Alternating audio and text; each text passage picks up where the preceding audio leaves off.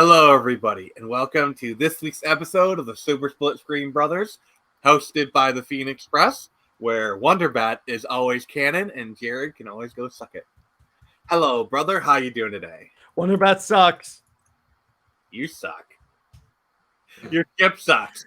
You're so mature, Nick. So mature. I am the pinnacle of maturity. Now go give me my baba. Of course. All right. Enough horsing around.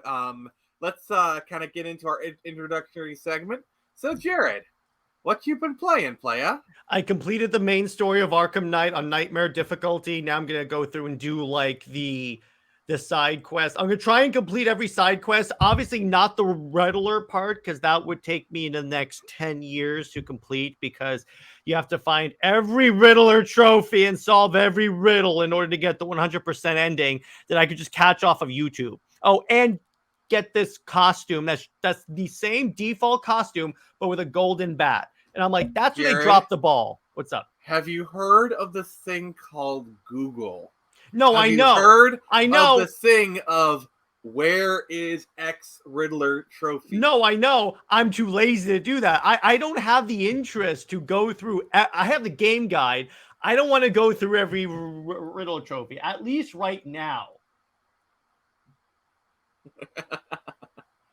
So I did that. I watched The Flash, which I genuinely enjoyed. Nick over there is seething.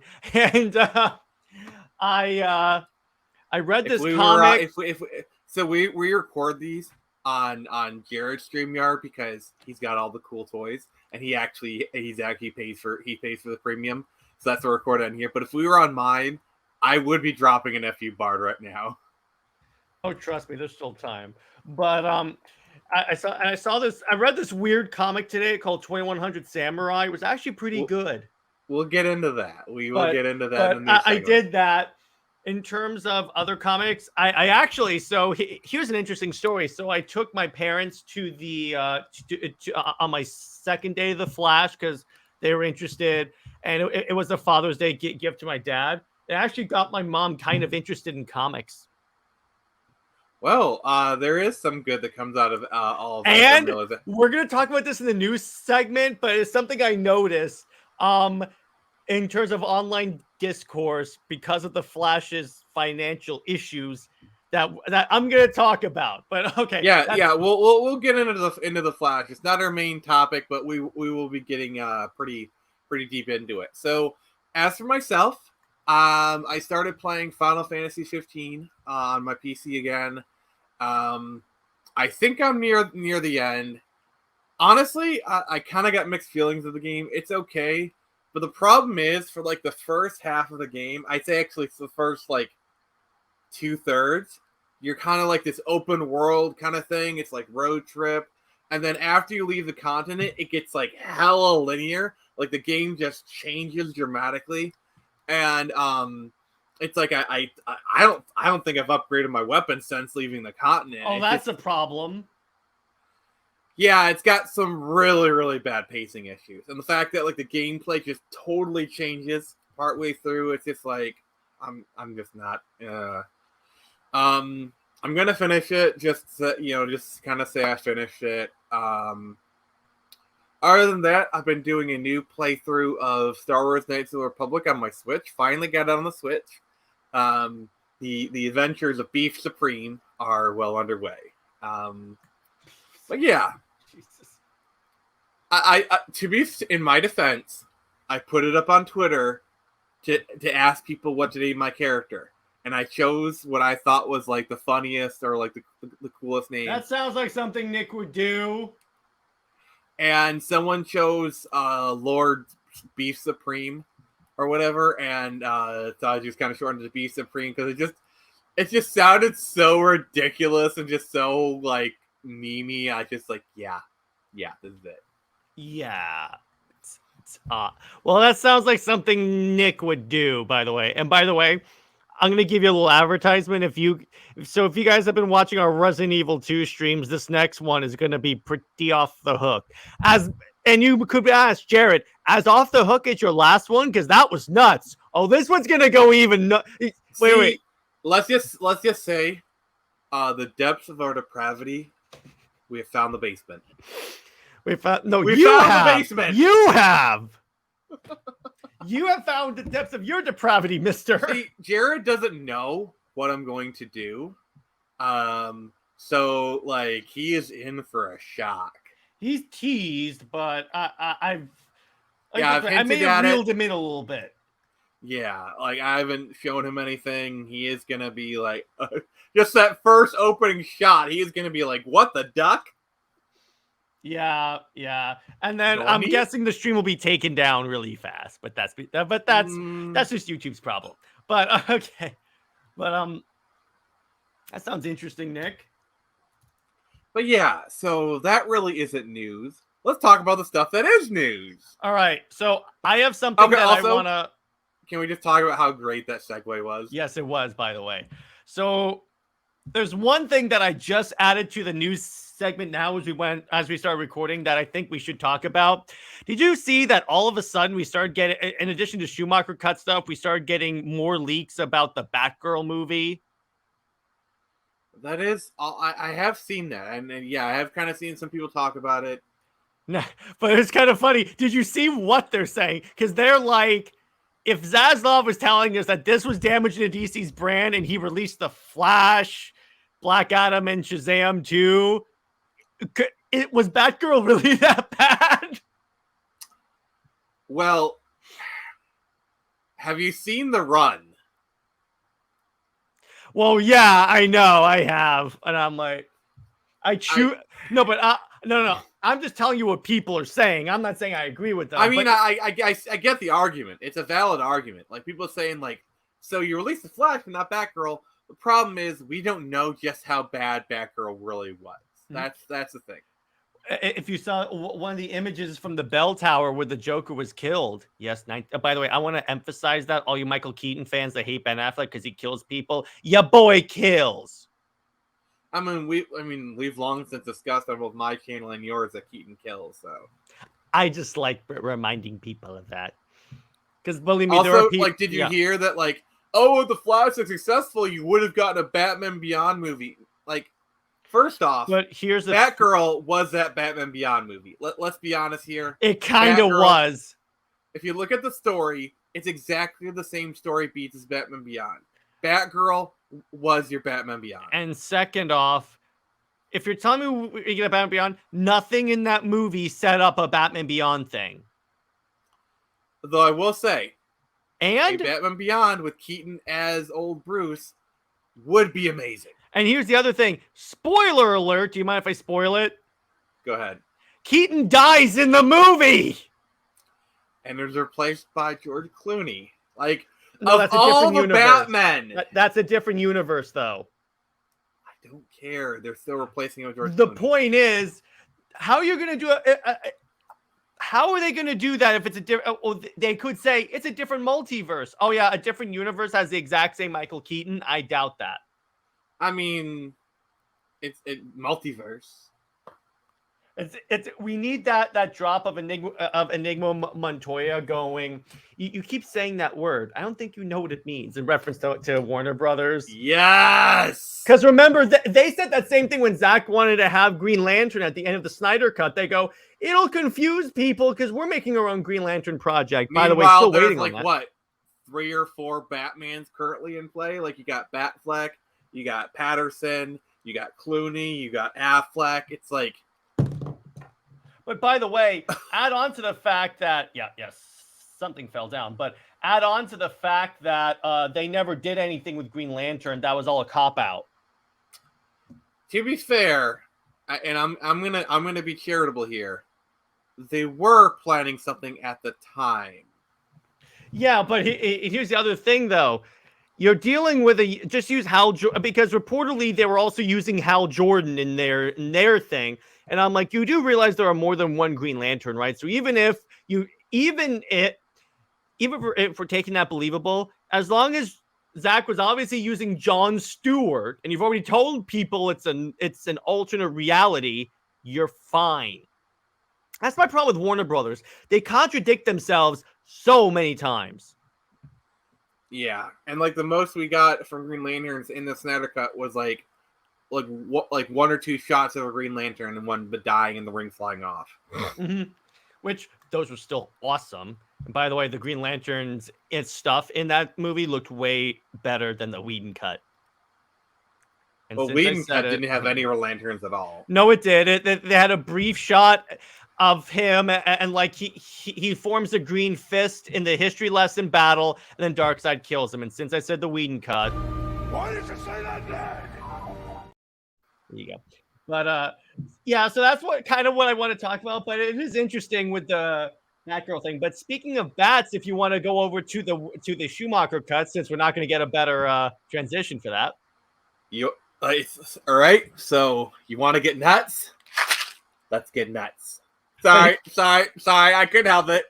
Here's the update, because in the event, we probably mentioned the Schumacher that Kevin Smith has a copy of the Schumacher cut in his possession that he was given to him by Warner Brothers. We got another piece of news. They're allowing him to screen it. Yeah, honestly, this screams hype generation. It's coming out, dude. Because why would Warner Brothers has to authorize him to screen it? I really believe this is all to generate hype, because I think Warner Brothers knows that, like, yeah, among fans, there's a big deal. But I think if they can generate buzz among more like more the normal audience, this could be a big deal. Plus, here's the thing: I think people will go see that just as much as the Justice League movie if they screen like the Snyder Cut in IMAX. Hashtag hint hint. Full circle. Yeah, I think because here's why. I think it's just a one-off screening. I think I'm saying releasing it because I think they're doing this to gen up hype for releasing because it's Batman. I'm saying imagine if they do like a Fathom events, kind of like one day screening across like so many theaters. You bet your sweet ass I'm going. Oh, I'm going, dude. I'm going. Like my butt will be in that theater. To give you guys an idea, Nick is to the release the Schumacher Cut movement as I am to the Snyderverse movement. To be fair, I also support the Snyderverse. Well, yes, but I'm just saying it's the equivalent. It's like I'm really passionate about Schumacher Cut, but I support Snyder Cut. You're really passionate about Snyder Cut, but you support Schumacher Cut. It's like a yin yang kind of thing. Well, I like it because I like seeing what the director's like original intention of a movie is. Because I got news for you: 9 times out of 10, it's better. Based upon the director's cuts, even the extended cut of Studio Squad was way better than the theatrical version. Now, Suicide Squad theatrical is not that bad of a movie. I still want to see the Ayer cut, but I'm just saying it's not like Snyder Cut and that other cut. I'm trying. I mean, honestly, I feel like the Ayer cut is almost a completely different movie. Oh, it is. This is way more, according to what I have seen, this is way different than even the Snyder Cut is compared to the theatrical cut, because like Steppenwolf plays a role, and Enchantress turning evil actually has a reason. If it gets released, by the way, we will be doing a live. See, here's the biggest plot hole of the theatrical Suicide Squad. So, Enchantress has known for some time that she has it, that Amanda Waller has her heart. Mm-hmm. Why is she just now? Do you know why? Going to get it. It explains it. She turns evil and goes crazy because she's under the control of a mother box. Linking it to Justice League Part 2. And helps set up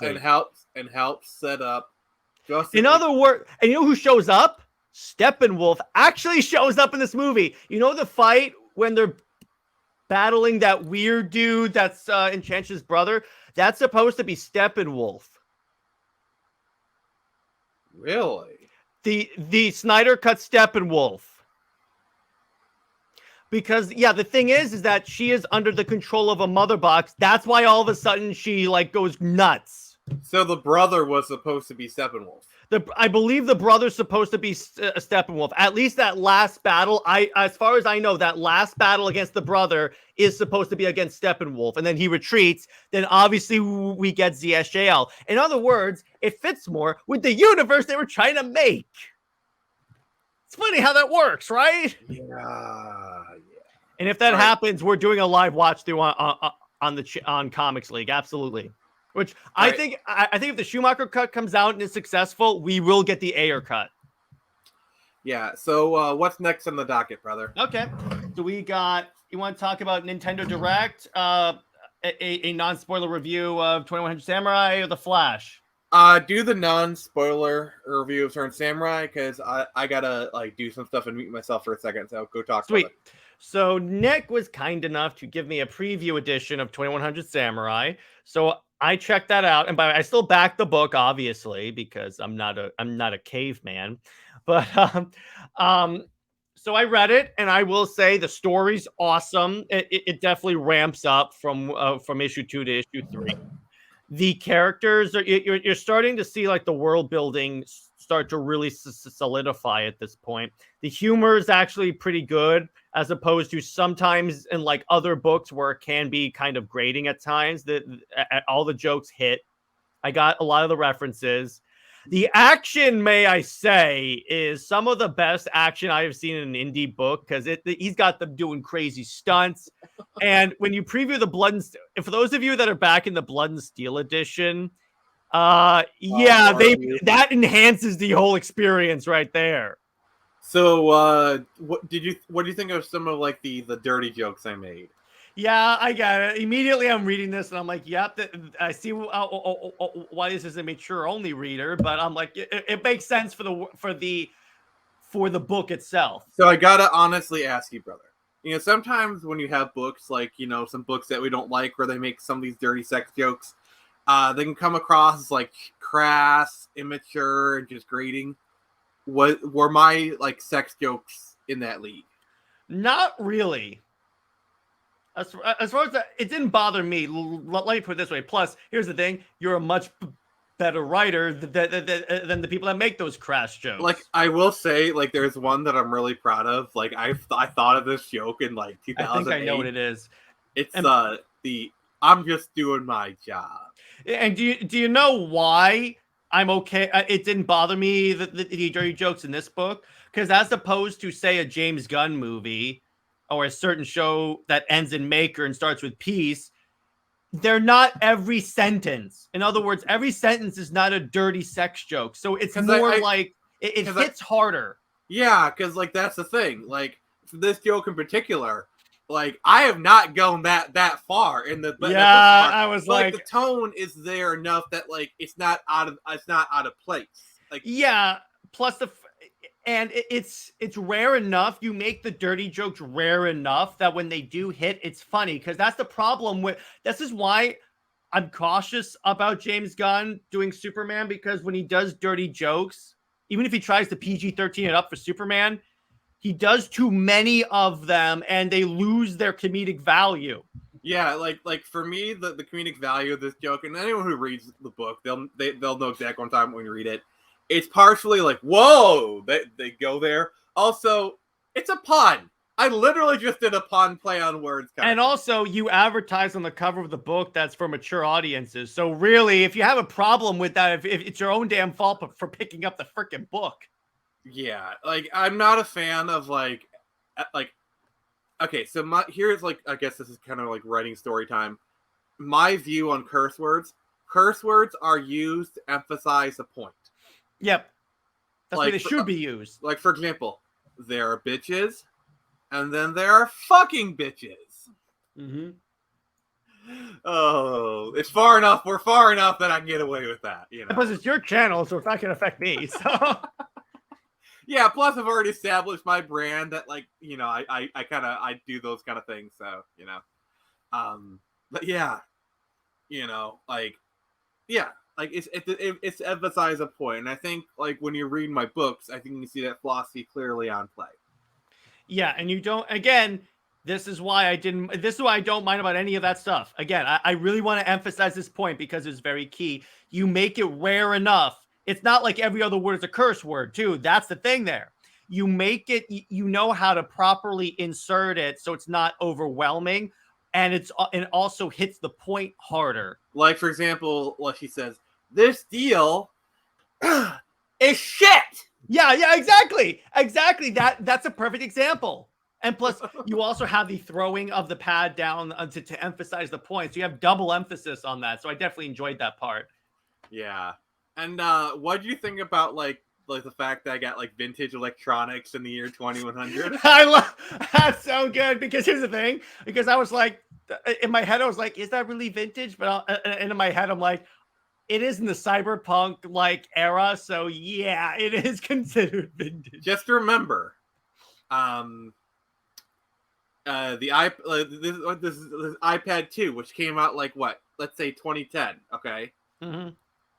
In this comic, that is 90 years old. Yeah, so it took me as soon as as that popped in my head, I was like, yeah, that makes sense. That would be like using basically using driving. That would basically be like using a 1930 Ford Model A on the highway today. That would be the equivalent. Yeah, exactly. So again, and this is another reason why I like specifically 2100 Samurai is you make an Easter egg hunt to find like all these references and pop cultural references because I find them all the time. So I'm like, oh, that's cool because I like it when movies do that. Granted that there's such a thing as too much fan service. Did you get the AOL reference? I think I did. Yeah, that was good. I like that. Also, the computer that they're using are the Commodore 64, by the way. Yeah, I was like, that's an old ass computer for one that takes place inside. Also, there's an Easter egg on the credits page. Mm-hmm. I hid some boobs on the credits page. I saw that. You know what? It's kind of funny. I noticed that when you told me that there was exactly what was hidden there, and you told me to go find it. I was like, okay. That was clever. I like to have fun, you know. Like I like it works for you. It's like if you're not having fun with what you're doing, what's the point? Let's here's the thing. Here's why it's good to put all these Easter eggs in there. It encourages people to not only read it once, but read it again and again and again to get all the points. That's why you want to do that. Mm-hmm. Also, like, I know you're not like vintage computers, but like. Literally, when she says an A500 at least, that's a reference to the Amiga 500. Oh, really? So my friends across the pond will probably pick up on that one right away. It's like I don't know. I just like kind of sprinkle because also it's a bit of world building because like one of the big thing of lore with Return Samurai is around the 2070s you had what's called the Silica Wars, where all these electronics, including our electric cars, by the way. Use rare earth minerals like cobalt and whatnot. So basically, we had something akin to the oil crisis, except for electronic parts. So basically, in the year 2100, new electronics are both very rare and very expensive because it's very hard to make new electronics now. So people just use old electronics. You know, stuff that's pre 2000 is a lot easier to get and a lot easier to work on. But anything post 2000 is actually kind of rare and expensive. So for a warlord like Gladden to have an iPad 2 and using it as like a thing, that is a flex. Like, it's a status symbol. It's a status symbol to have an iPad 2 in the year 2100. That's a sentence I never thought I'd hear. And there it is. It's now in the ether. That's the equivalent of like a comic book fan will walk you into a store holding a copy of X1. Oh, you want to hear a flex? So I used to be into Magic. I used to go to Friday Night Magic a lot, and so there is this card called Jace the Mind Sculptor. All right, all the Magic fans instantly know what I'm talking about. And at the time, this was like $100 card. Okay, I had a friend of mine who worked at the store. He had 6 of them. All right. So he'd just go walking around, fanning himself. He call it like the Jace fan. It's this literally a $600 fan and just be fanning himself with these 6 Jace the Mind Sculptor cards. That's awesome. That's a boss move. Oh yeah, the guy eventually kind of turned into a bit of a prick, but you know that was something I'll never forget. There you go. But yeah, so all in all, I very much enjoyed the issue. Yep, and then Screecher is well underway.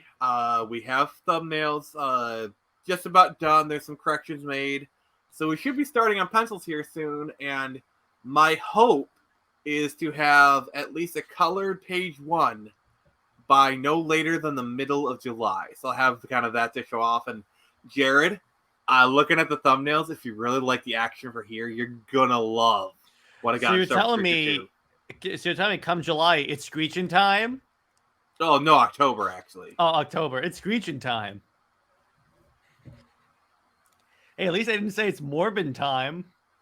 I had to. Hey, you have the ability to edit this, so.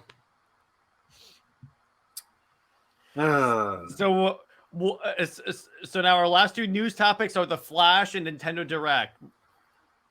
All right. So with the Flash here, it's not doing too hot. It's actually doing worse than Black Adam, which wow.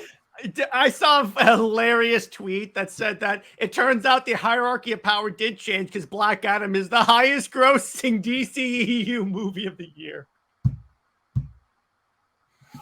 Wow. Which, by the way, I genuinely enjoyed Black Adam, so it's like I thought it was fine.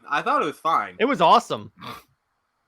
And Jared here is breaking ranks. He actually liked the Flash. Mm-hmm. Now, to be clear, I admit there are issues, and there are some parts where the CGI genuinely bothered me. But it was all intentional. No, but I'm saying a lot of it on purpose. A lot of it, some of the hate of this movie is manufactured because it's not directed by Zack Snyder. I have to say this, Nick. Who's manufacturing the hate? Some Snyder fans are manufacturing it because it's not directed by Zack Snyder. That I don't really want to go to the argument because that's the same argument that was used against Snyder fans. And I said some. I said no, some. No, like the thing is, they it just.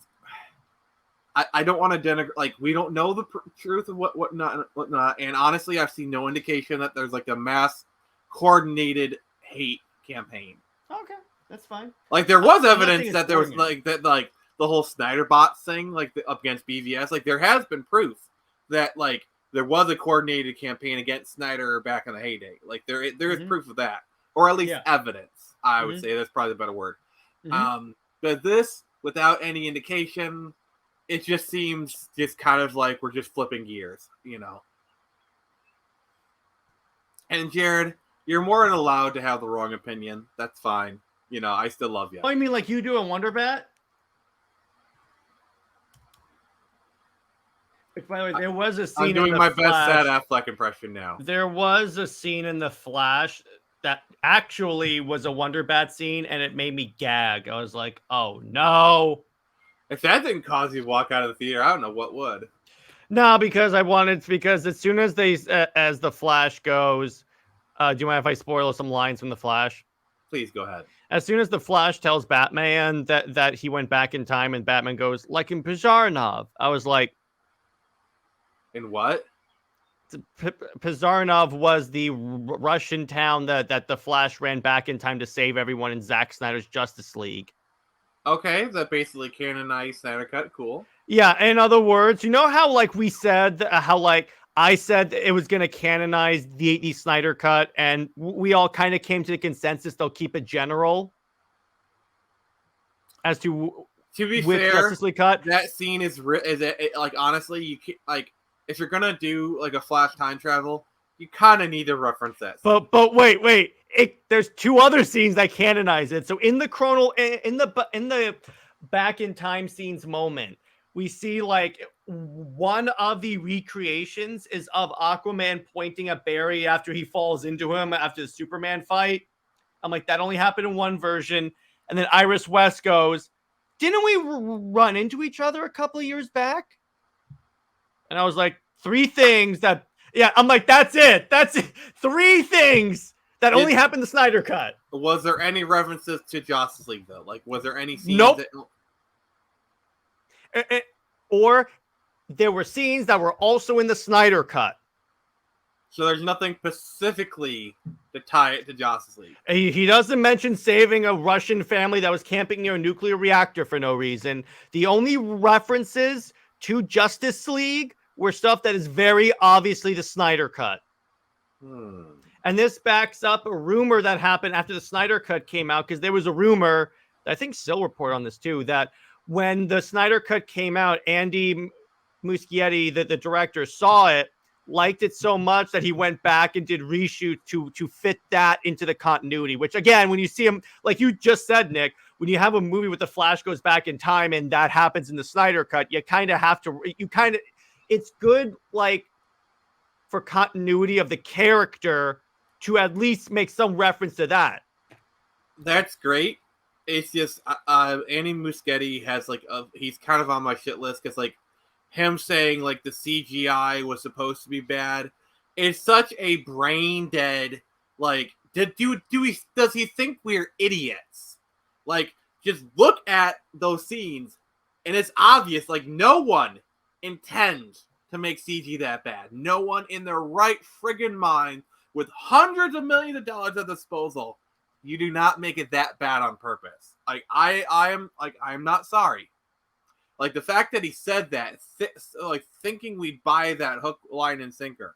Well, he didn't say it was intentionally bad. He just said it looks that way for a reason. No, he didn't. He said it looks that way for a reason. It's literally the same thing as saying it's intentionally bad. He didn't say intentionally bad, Nick. You can't put words in his mouth. Looks that way for a reason and looks bad intentionally. I'll tell you what. I'll pull up his actual statement.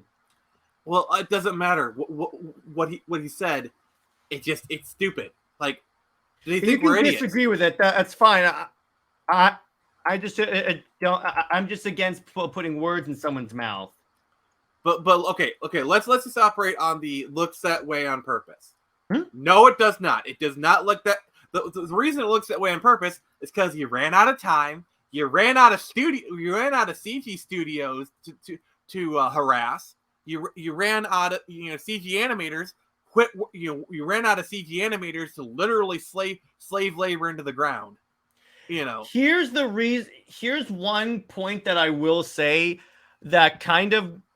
Here's why I'm not inclined to necessarily believe it was meant to look bad or like on purpose. Because here's why. With the amount of like push that Warner Brothers was giving this movie, with the amount of like care and attention they were giving this movie, do you really think that Warner Brothers would intentionally let him do it bad on purpose? Okay, let's kind of rephrase this. Do you really think he let this? Do you think Warner, like, the only thing I'll say is probably Occam's razor, the most likely scenario, is that we know that they've been tweaking this movie on and off for years. Well, yes. And we know that CG studios have been ran into the ground. Mm-hmm. So all of that, I feel like it's not too big of a stretch to imagine they ran out of time. They ran out of, like I wouldn't be surprised if that sequence was like literally a last minute addition. I would not be surprised if 6 months ago, like, oh, we need cameos. And they just kind of threw that in. No, because actually what happened is that 2 years is that it wasn't last minute because that was in the concept art from I think 2 years ago when they first announced that Fandom. Well, if they had 2 years to work on the scene, why did they intentionally make it look this bad?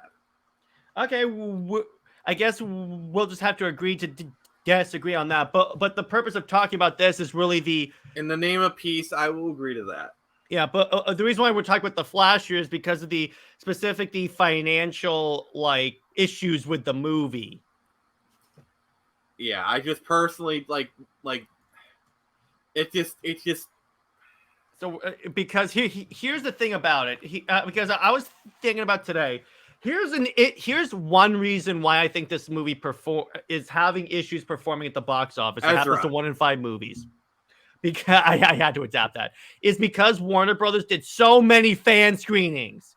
Because here's the way these movies normally go. And Nick, you can correct me on this if I'm wrong. But typically the opening weekend are all the super fans, right? Yeah. All the super fans already saw the movie.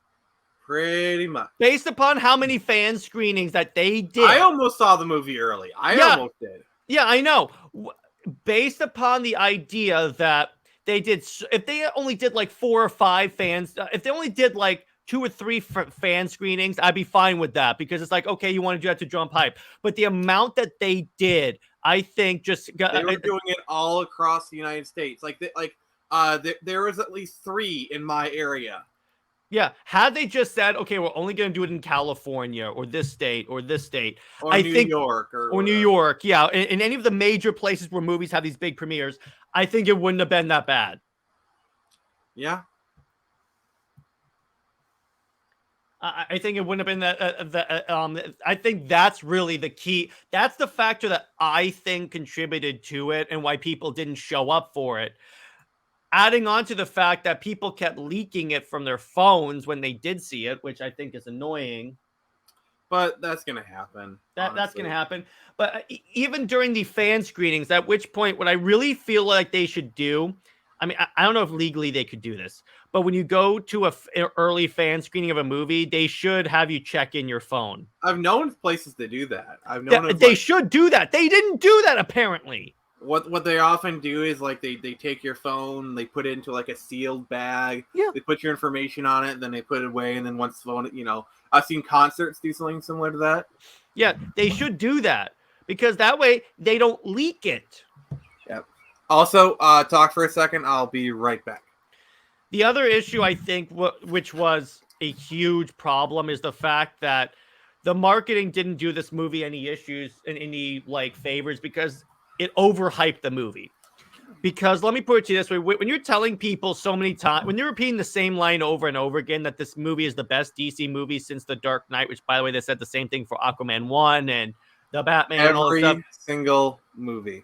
Yes. I'm sorry. That's gonna put unrealistic expectations on this movie. People went in there thinking they were going to see another Zack Snyder's Justice League.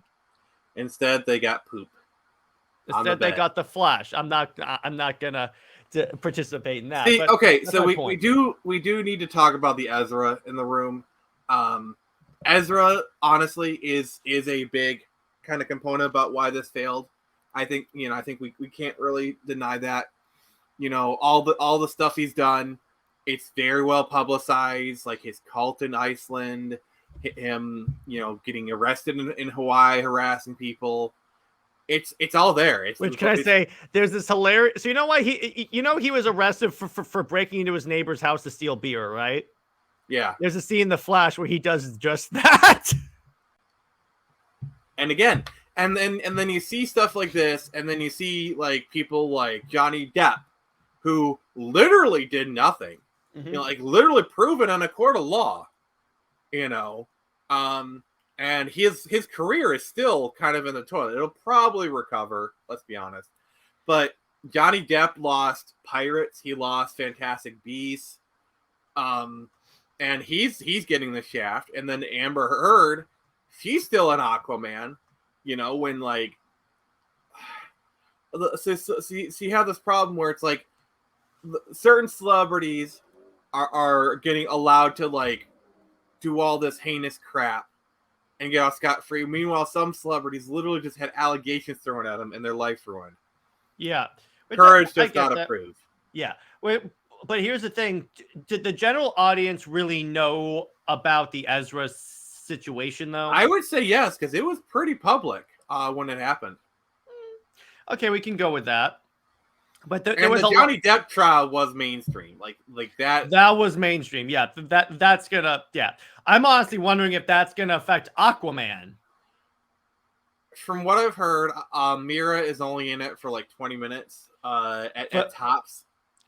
I'm gonna make a prediction: they will not show Mira once in any of the trailers. I would not be surprised if she's cut entirely from the movie or in the trailers. From the movie. Now that's interesting. Me too, because they probably don't want to. Because even though they're rebooting, because James Gunn was a moron to announce rebooting before the movies came out. That is also a factor. We can't deny that's also a factor. Also, the unclear messaging about like what's coming over, what's coming not. Also, here's the thing. This should have been the last DC movie coming out. What they should have done is switch the release date with Aquaman or like Blue Beetle or something. This should have been the very last DCEU movie. Like honestly, like this is what DC needs, and I thought that we were gonna get this with James Gunn, and I was cautiously optimistic. I was like, okay, benefit of the doubt, we're gonna get a hard reboot, recast everyone, just start from scratch, Are we though? Because so far he hasn't said anything. Oh no, it's New 52 all over again. Well, he's not doing all new cast because all of his people are staying around. Which again just reeks of arrogance, reeks of like. I know. Trust me, I'm pissed about that. Because if he recasted Cavill and Affleck and also recasted like Peacemaker and his wife, then yes, I would be like, okay, at least he's being fair. Yeah, like probably what it should have done is the Flash should have been the finale to like the Snyderverse continuity. Mm-hmm. Honestly, how crazy would it have been if in the Flash, you actually get to meet like you actually have Flash meet Zack Snyder. Kind of like what they did with Titans. Yeah, that'd be hilarious. Or like Zack Snyder shows up. There's a universe where he's at a premiere and above it says Justice League Part 2. There's a multiverse where they actually follow through. Yeah, and then that's it. And then for 2 years, they don't release a movie. They let things rest, and then they start hyping up the new universe. Clean break. Let everyone kind of just, mentally reset from everything. And then you have a starting point, a jumping on point. You do Superman Legacy. You do Batman Brave and the Bold. Actually, first is Creature Commandos. And then Waller and then Superman, which is stupid. Release Superman for... it's kind of funny. He also... Creature Commandos is going to bomb. Here's the other thing, Nick. He screwed Blue Beetle. You know how I know that? Because here's the thing. I don't think Blue Beetle is going to do as well as people think it is because also it's following the fail of the Flash. But by saying he's the first superhero in the DCU, if this movie bombs, he just put a pall over the DCU. And it very well could because Blue Beetle doesn't have he's not the Flash is a marquee character. He's a founding member of the Justice League. If the Trinity had 4 members, Flash would be number 4. Especially because of the show, too. And by the way, I can confirm Grant does not show up. He was a cut cameo, though, which is stupid. Sammy said something great on the stream last night. Even though we disagreed on a lot, she said instead of using 2 Barrys, they should have had Grant's Flash show up. Even if it was a multiverse one, even if it wasn't like the Grant Gustin from the show, yes, exactly. But that would have worked. I still like the 2 Barry because it teaches Barry how to be a mature adult because that's what he does. There's a line where he goes, "I see why I annoy people." But my point is, if Blue Beetle, because Blue Beetle is not there. Honestly, here's what they're doing. They're hoping that Blue Beetle will be DC's Black Panther. And here's the thing about that. You know what I'm saying, right? No, I'm laughing just how absurd it is. Yeah, I know, but you know what I mean by that, right?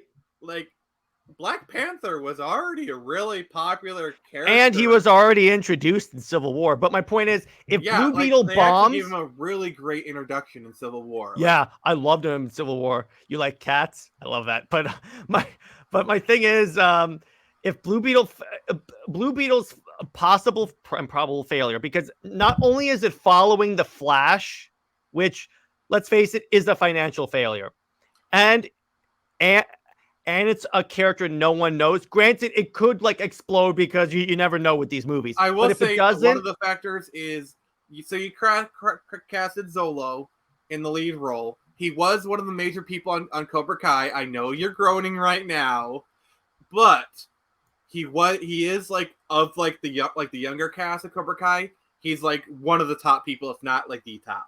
And yeah, fair enough. But I'm saying he does have a lot of fans from Cobra Kai, and I do think a lot of Cobra Kai fans will follow him to see this movie. So I'm saying it's a factor, a small one. But is but that a factor. I was about to say, is that enough to make this movie like explode?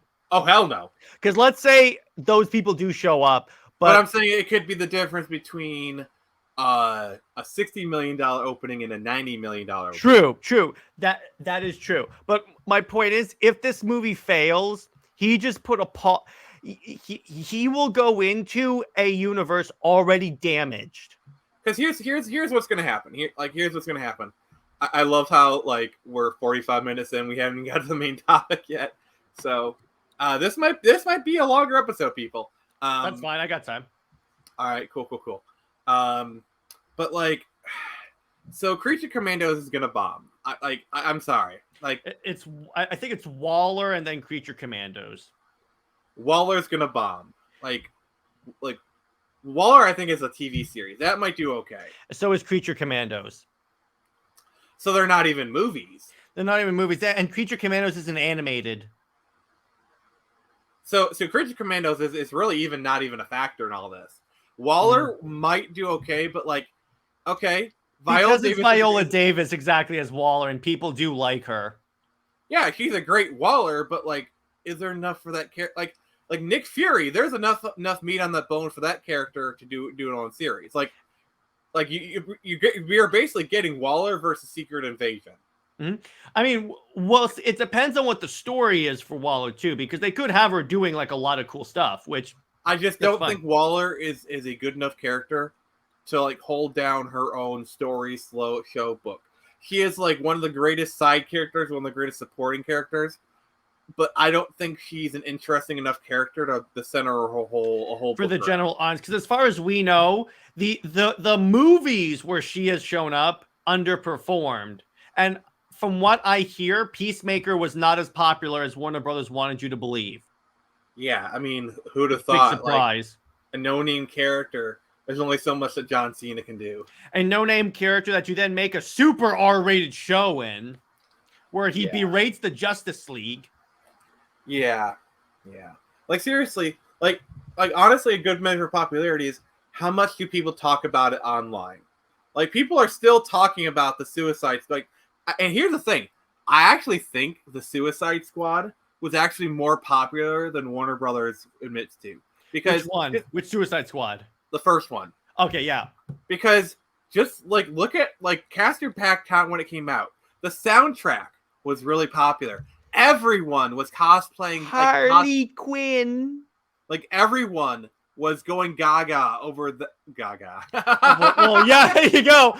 On that, wait a second. People always want to talk about the Snyderverse failed, and I'm like, you guys still talk about Man of Steel. Yeah. People still talk about BVS. And here's the thing. It's the very fact that his first project for DCU should be Superman instead of Creature Commandos and Waller. Because here's the thing. Because people bring up... Okay, go ahead. Then I'm going to defend Snyder after you're done. Yes, of course. We always have time for that. But because people always bring up, well, he did well Guardians. Here's why that doesn't apply to this situation. Guardians failed. Well, Guardians 1. Let's say Guardians 1. Because Guardians already had the positive fan like expectation that comes from a Marvel Studios film after because it came out after Avengers, right? It was late in phase 2. So but my point by is, that time the audience was already conditioned. Oh, new MCU film? Oh, I go see it. Yes, that's why.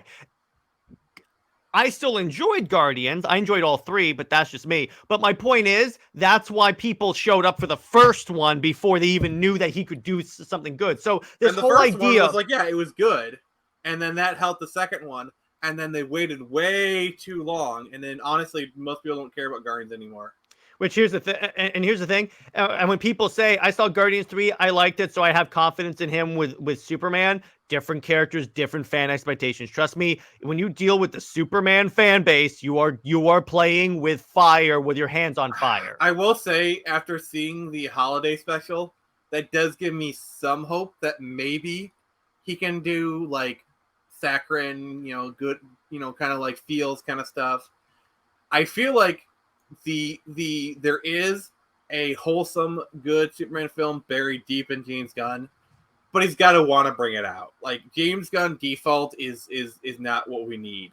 We need James Gunn to actually give a shit. That's why he should not be doing. That's why, honestly, I don't think he should be doing Superman.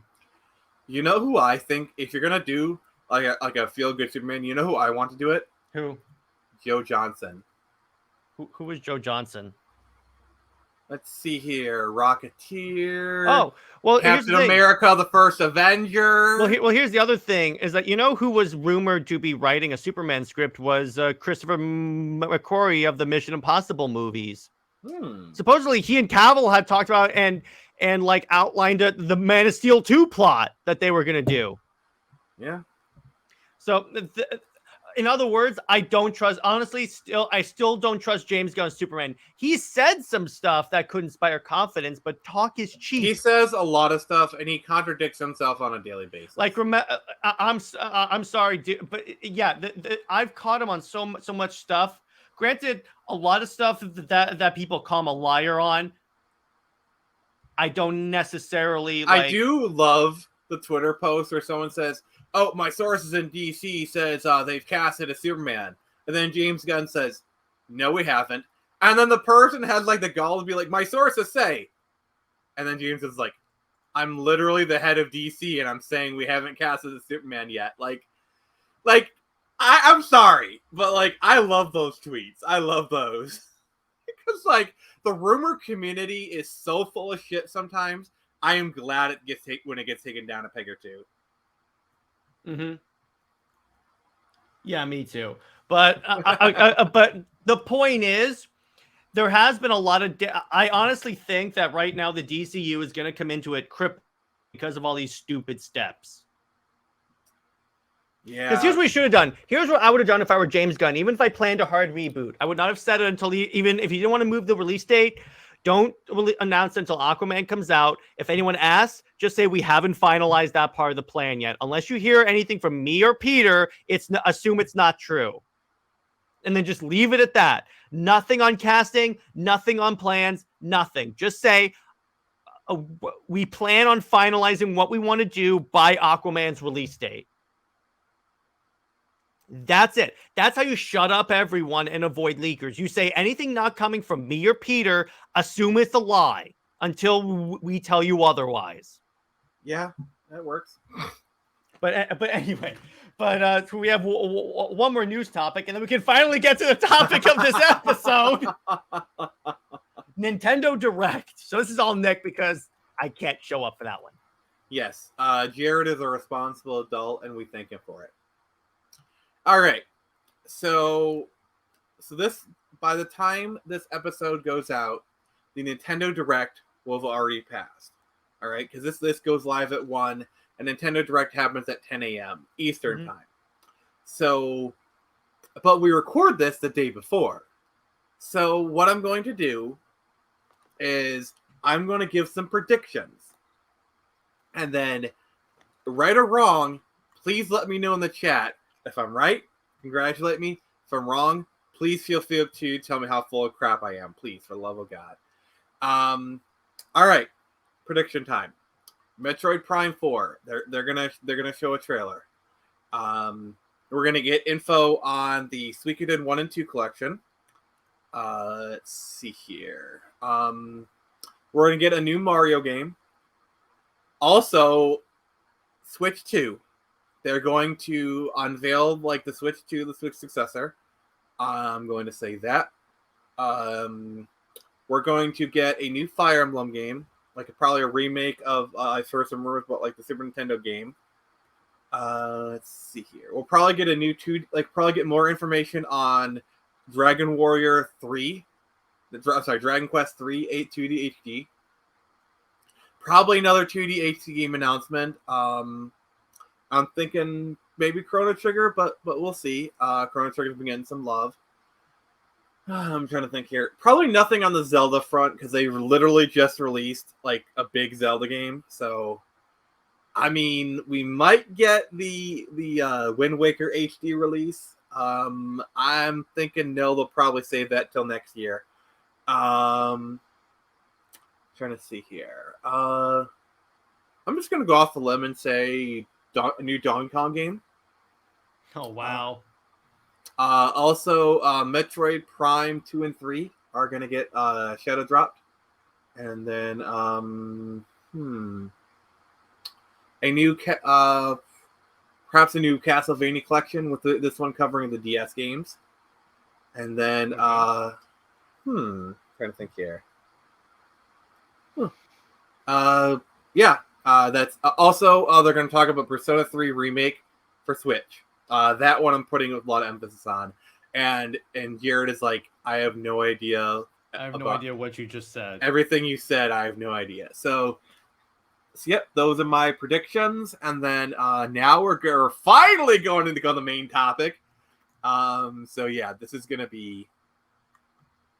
Yeah, so this is kind of a topic that you see in a lot of circles, and basically the question is it okay to pirate? And by pirate, I mean pirate games, movies, music. Is it morally justified or whatnot? So you could say you're a pirate of the Fandabian? What? I try to combine fandom and Caribbean. I may have failed, but still. Yes, you failed very badly. I award you no points. May God have mercy on your soul. I regret nothing. Okay, that was well done, sir. Thank you. I give you 2 points for that one. I appreciate that. I got 2 points. All right. So first off, is piracy morally justified? Fuck no. All you fuckwits who try to be like, oh, it's morally you have a moral imperative to pirate. Fuck off. No, you don't. Come on. That being said, is it okay to pirate? Yeah.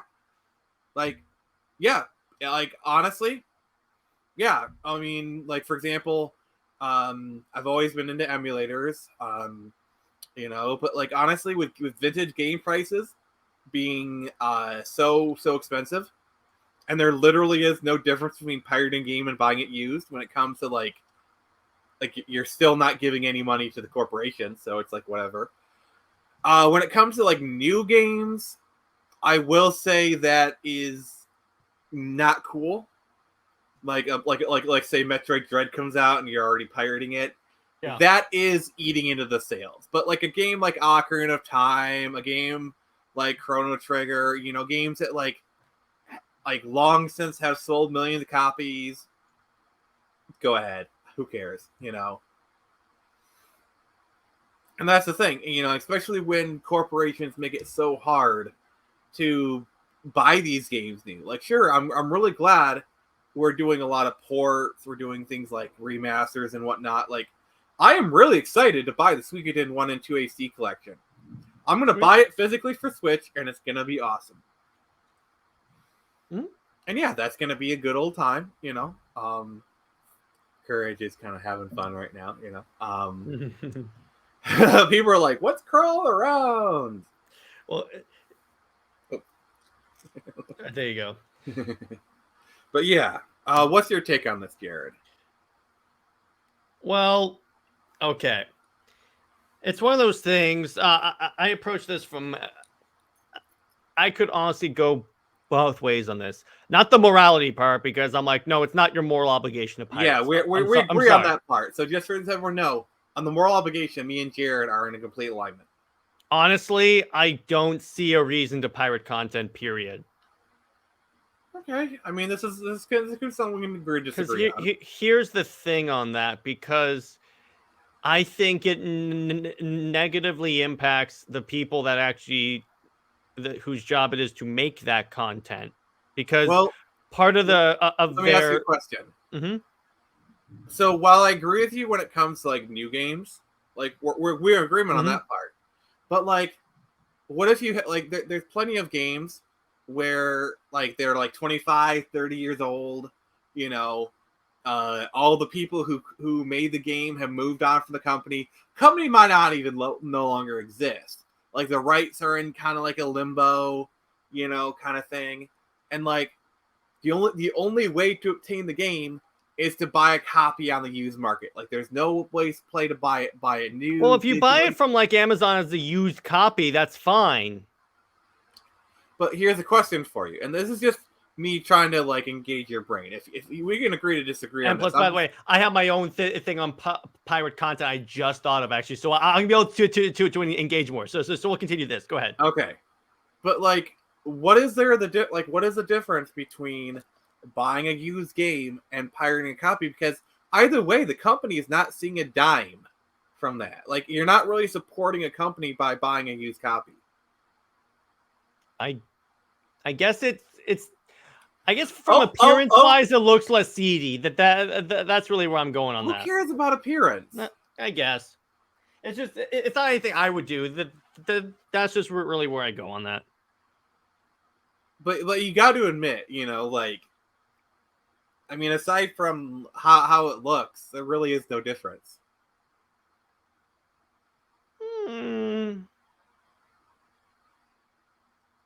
Well, what I'm saying is there are tons of games that like these corporations they don't support. You know, like for example, there's plenty of games where the fans have had to step in and fix the game. You know, I mean, this is not really a piracy argument. This is more like you know, fans. Like for example, perfect example of a game. No One Lives the game. No One Lives Forever. Okay. Mm-hmm. Which is like a Bond-inspired shooter starring a female lead from the early 2000s. Great game. Okay? Mm-hmm. Literally, it cannot be released because Night Dive Studios, they tried to do an HD remake of the game, but the rights are split 3 ways. And none of these companies know exactly who has the rights. They just said, all right, do the game, we'll sue you, we'll figure out there. Mm-hmm. So you have a game like No One Lives Forever that literally cannot be released again because of rights issues. System Shock 2 was in the same league for years, for over 10, 15 years before they figured out the rights issues. Okay? Mm-hmm. So tell me, you have a game like No One Lives Forever. You want to play it again, but your only 2 options are to track down a used copy or pirate it. You know, where either way, you're not supporting the game. And you'd like if they release a No One Lives Forever, I'd buy it. I'm sure plenty of people would, but they literally can't. There are tons of games that fall into this like gray area where you want to support the game, but you literally can't. You know. But did you own it previously? And that's the thing. If you don't own it previously, you're kind of crap out of luck. If you're at least in my mind, this is where I do take the moral argument on the morally. It doesn't make sense to do it. Really, it gets down. That causes so many games to die. Like so many games. Well, the way I get it is that if you really wanted this game, you shouldn't. If you owned it previously and you got rid of it, I'm sorry, dude. You're a crap. But what if you literally weren't born when it came out? Like take Earthbound for example. Like Earthbound, the only reason it's as popular as it is today is because of emulation. That game came out in 95. What if you have someone, like literally someone born in the year 2000 is 20 years old now? So you're saying that because a game was literally unobtainable and that like they weren't able to buy it because it came out 5 years before they were born. Or No One Lives Forever came out in 2001. You know, like let's say you have a 15-year-old that wants to play No One Lives Forever. They're born in 2003, 2005, let's say. So you're saying a game that literally was released 2 or 3 years before they were even born, that person is not able to play it because they were literally not able to buy it because it came out before they were even born. Well, it's the same thing with the thing with comics. I would love to have Action Comics in number 1 for a good price, but I was born when it's rare. It doesn't make a difference. Well, they've supported Action Comics. There's like you can buy a re-release of that. Like you can buy original things. I'm just talking about just the media in general. I'm not talking about the originals. I'm talking about like just the media itself. You know what I'm saying? Yeah, it still doesn't sit well with me personally. It's just that's how art dies is when it's forgotten. Well, here's the thing, though. In terms of forgetting, don't if you have it, don't get rid of it, or if you have it, pass it on from generation to generation to keep it going. That's not as it's it becomes harder when like the medium, like for example, like another like they use the game preservation argument a lot. These consoles are not going to be around forever. Mm-hmm. The cartridges, the discs, they have a shelf life. There's stuff like disc rot, there's bit flip, like these things are not going to be around forever. And if the company is not going to preserve it, it is up to the community. You could, well,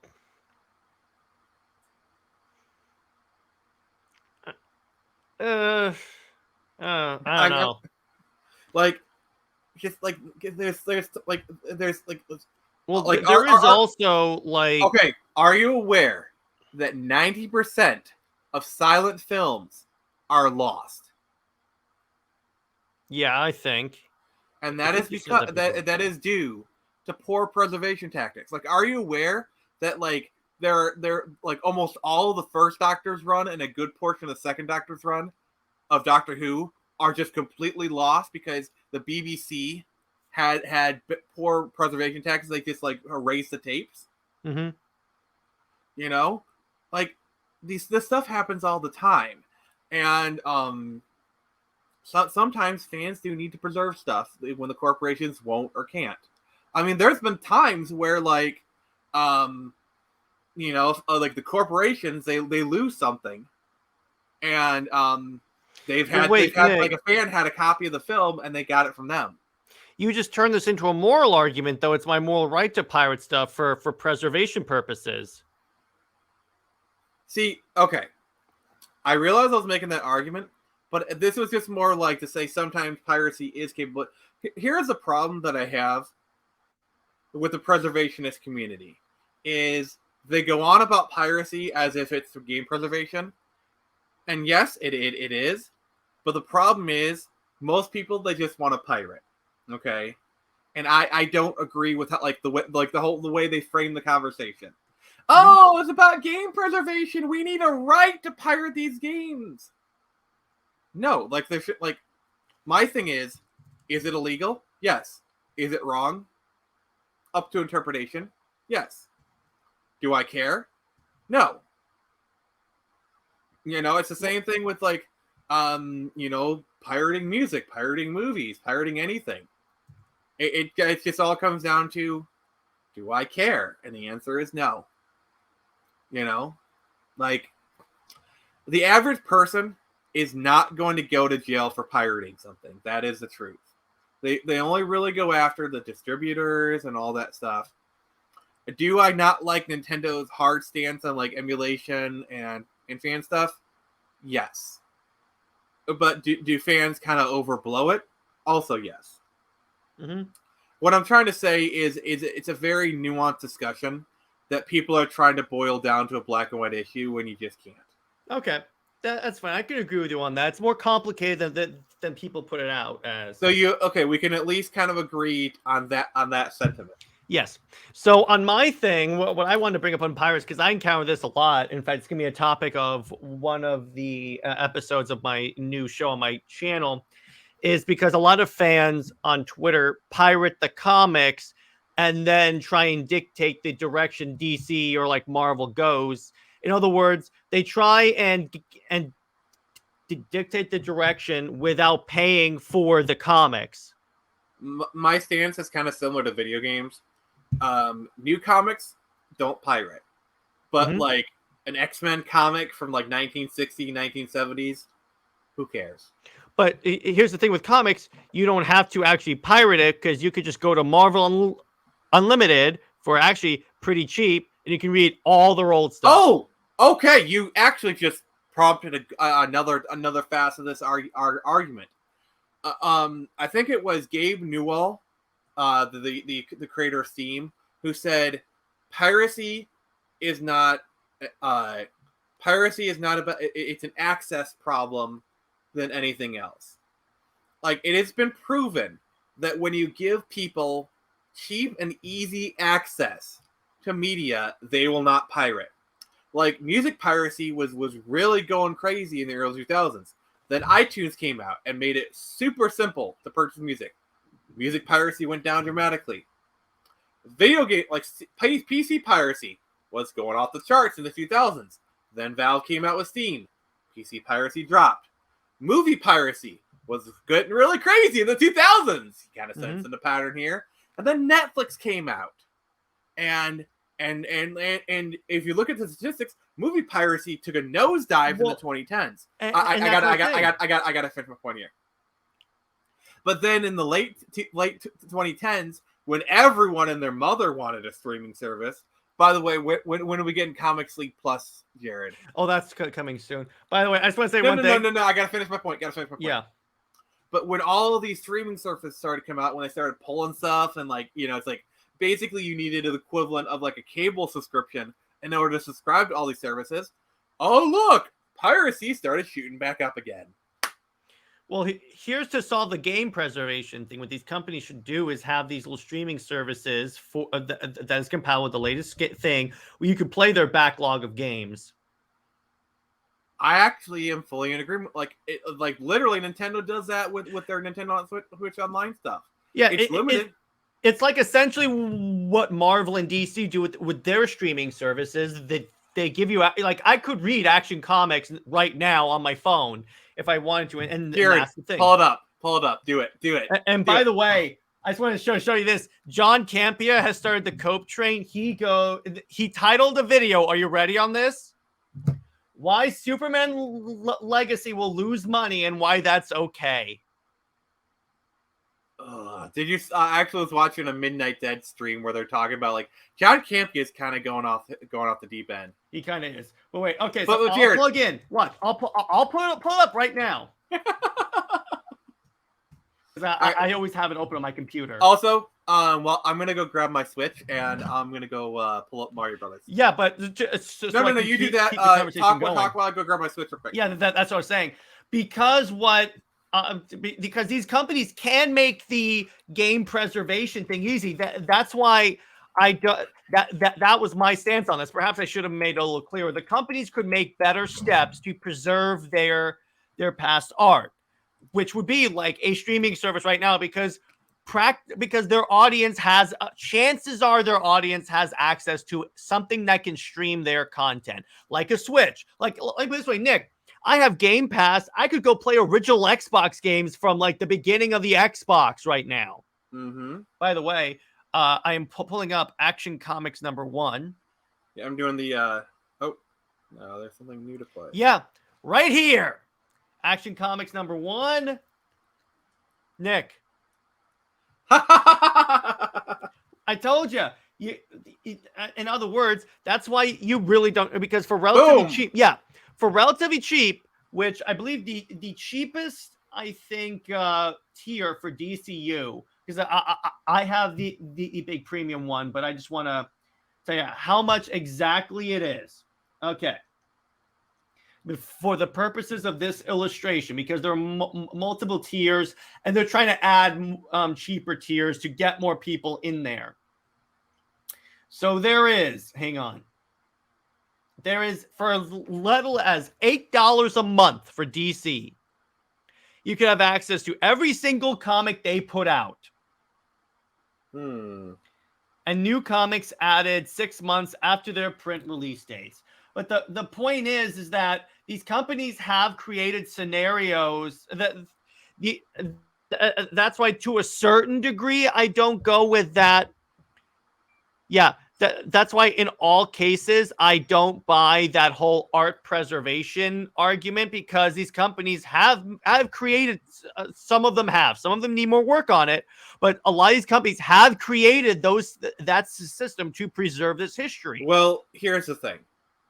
I agree with you. But the problem is a lot of companies aren't doing this, and it's becoming a problem. Yep. If they push for them to do that. I want them to, and whatnot. It's just, push for them to do it. Start a social media campaign. Put pressure on these companies and tell them, preserve your history. See, the problem with games is a lot of these games, and it's kind of similar to like with movies, like with DC. DC owns all their comics. They can release it however they wanted to. Mhm. Like for example, I remember reading Marvel comics on CD back in the 90s. I think I've talked about it in like another stream. I actually had a Phoenix Saga one, you know. But like Nice. stuff like video games and movies, a lot of these games are owned by different companies. You know, like sure, Nintendo has a rich back catalog they can draw from, put stuff on there, but even that is limited. You know, like they need to make these deals. You know, and it's difficult. It could I think be. I think the biggest problem between music and movies and games is the fact that like with music and movies, there's usually one dominant format. Mhm. You know, like What- for movies, it's Blu-ray. You know, you can buy a Blu-ray of King Kong, you can buy a Blu-ray in a Snyder cut. Please buy a Snyder cut. You can buy Captain Marvel if you're legally insane. You know, and music. You know, record is pretty much the format right now. When it comes to music, I actually got some records. That came back. It's actually that surprised me with how well as how large the Actually, records. 1 second. I got my records over there. Let me go grab them. All right, all right. All right. Feel the air, please. Well, and the thing is that's the thing. Now, I'm saying make these. You could like campaign for. Now, this is a little bit like too hopeful on my mind. Is campaign for these companies to join together and create a central database of all of their stuff that they split the profits for. And then everyone can and then they just upload their old backlogs of stuff, or like campaign to get all the other stuff preserved, say in the name of artistic preservation. And then that way it's a central database that everyone pays a subscription fee to, and there you go. It's just my problem with my problem with a portion of the pirater community is that they use it as just, and Nick said this before, they use that whole argument as an excuse to just get free crap. Yeah, and I'm not a big fan. That's why I have problems with that. All right, here are my records. It's kind of like an electronic thing. I actually haven't played this yet. And then Jared. Oh wow. They have a record of the Snyder Cut, by the way. Evangelist. Nice. Also, this one is going to be... Of course. As soon as I see that logo, I'm like, yeah, of course you have to have that. Come on, look. Mm-hmm. Yeah, like literally one of the greatest movie soundtracks ever. Diary of Alicia Keys. All right. Shit. We have 90s classic right there. Mm-hmm. But yeah, my point is. Oh. Yeah, my point is, Nick, is that like I was saying when you were getting the records, nice, is that what they needed to do was, I mean, the company should come together, yes, and get all of these and essentially create a central database of all of these games that that everyone can pay into and have access to. It's not going to happen because asking a bunch of companies to cooperate on something is virtually impossible. I think the best we can hope for is video game companies adopt the streaming service model. I think that is the best we can hope for. Yeah, that is the best. And honestly, and here's the thing. Yeah, you'll still have pirating because people still want free crap. Yeah, like honestly, I do see in the future the pay X amount of money a month to get access to all these games. I do see that service becoming more commonplace. Like Game Pass has proven that that's a viable thing, especially like in the streaming future. Mm-hmm. One of the reasons Stadia failed is because not only did you have to pay for cloud games, you actually had to pay for the games themselves, you know. See, probably my favorite service is NVIDIA's GeForce Now service, to where any game that you own on Steam, you can actually stream through their service. I actually think that's really cool. Oh, that's actually really cool. Yeah. Because you buy it on Steam, you can have it locally, but like if you want to stream it, you can. The only problem with GeForce Now is the save games do not sync between in GeForce Now and Steam, which kind of makes like jumping in between, which is supposedly the whole appeal of streaming services. Like if you notice, video game streaming services, they don't really talk about it that much anymore. Mm-hmm. Like it was. Sorry, Courage was just passing by my ankles. They were kind of big there for a moment, but after Stadia failed, but yeah. And by the way, if you want to see a great game version of a video, they outline the entire rise and fall of Stadia. I've seen it. I've seen it. It's a really good video. I love. Shout out to Gameverse, really great channel. I love those guys. They're awesome. I watch them all the time. So yeah, let's kind of like start winding down and talk about our top 5. All right. So we are doing. All right. So what's our top 5 this week, Nick? I don't know. I was gonna ask you. So since I don't pirate, I can't exactly say my top 5 favorite pirating services or something like that. Kick-Ass Torrents, Pirate Bay, Easy TV, and then for PC stuff, Fit Girl repacks. So what I was thinking, we could. Outed myself. Speaking of the Flash, let's talk about movies that we like that other people don't. That the general audience kind of doesn't. In other words, our biggest guilty pleasure movies, top 5. All right. So starting this off list is Ultraviolet. I'm guessing your number 1 is Captain Marvel.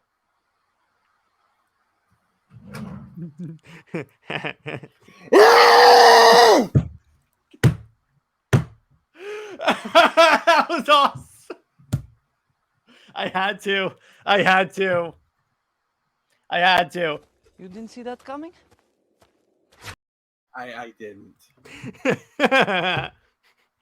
All right. My number 1 is The Flash. Oh, Joss is like number 2. No. Morbius is number 2 because that sucks. I enjoy it for the most part. No, it sucks.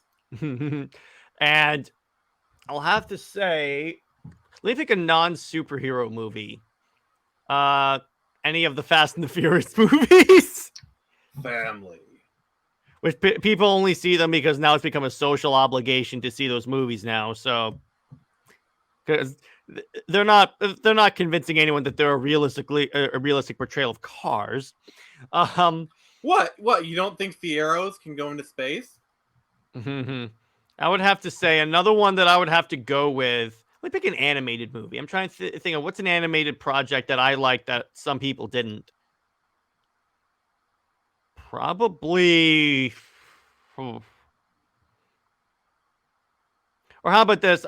I'll do a movie that needs a sequel, that probably will get one, but at the time it didn't really perform as well. Tron Legacy. Yes. There you go. And I believe, I think that's 4. If it's not, I'll give one more, but I think I'm good. All right. Yes, you're good. So Jared stole my number 1 pick, Tron Legacy. I will also say Ultraviolet, which is kind. If you want to talk about really crappy CGI, I would disagree. Plus, it's like that's early to mid 2000s with a lot less budget.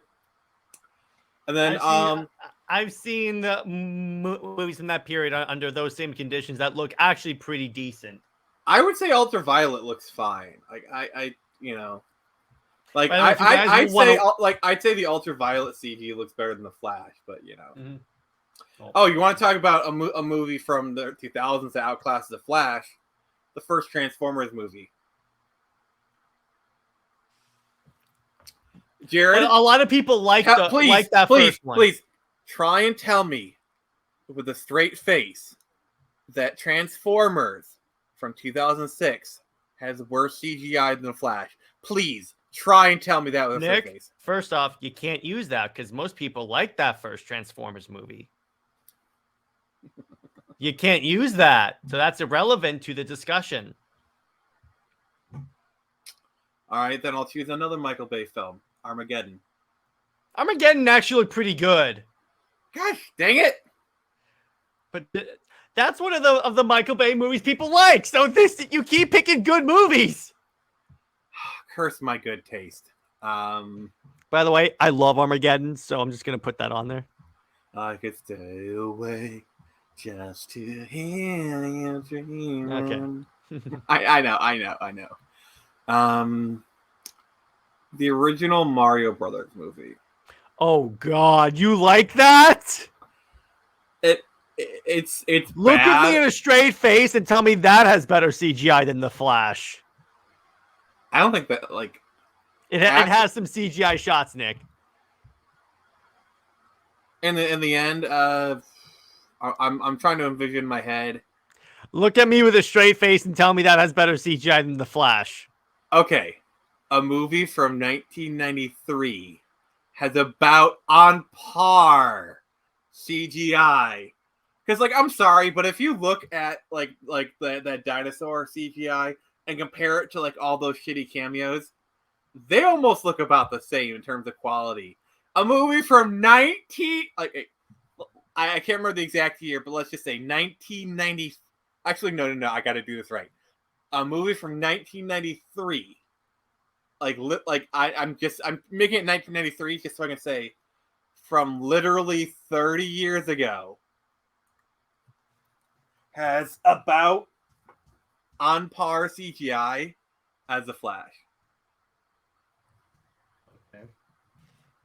I can see you're so desperate to win this argument. Fuck you. So because it's your show, I will bow out of that particular debate. Fuck you. I regret nothing! I'm actually looking up when it came out. Here's 1993. It actually did came out in 1993. And So by the way, literally a movie from 30 years ago. here's Nick's choices of movies. Here's my reaction to Nick's picks of movies. Crap, mega crap. I did not hit her. I did not. It's bullshit. Oh, my Mark. Oh, actually, no. Here's my real reaction to your movie choices. Nerd! Courage says you're wrong. I can't be wrong. I'm the Lord of Comics. Anything comics, I am right on.